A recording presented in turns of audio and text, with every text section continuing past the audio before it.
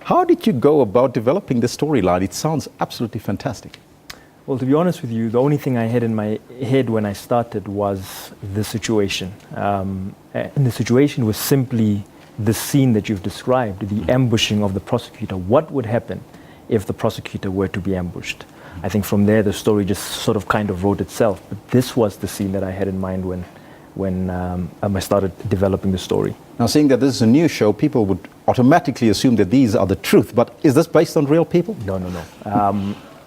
Every person in this novel is, of course, a fictitious character. And any resemblance to any real person is highly coincidental.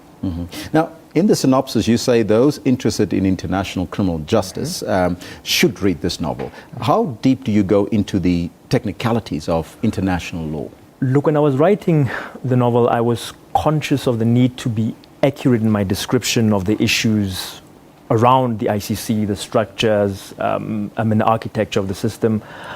But I was also aware, of course, that this is a book that's going to be written or read by people who don't normally work on ICC issues. And so there's a fair bit of accuracy as far as the issues relating to the ICC, but it's also written in a way that my mother would be able to understand.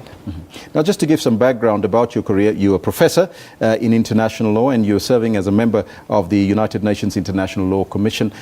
How much of the goings-on in this particular book reveal the environment that you work in? Well, I think there's one thing that you didn't mention, and that is that I'm also a legal advisor of the Department of International Relations and Cooperation of South Africa.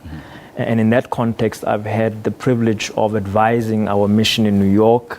And in that environment, I've worked very closely within the ICC, in the Security Council, in the General Assembly, and also within the ICC structures themselves, in the Assembly of States Parties. And so I'm quite aware of the goings-on around the ICC.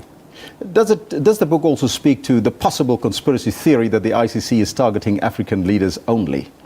That issue does come up. That issue certainly comes up. Of course, the novel is not about the politics around the ICC. That's certainly not what the novel is.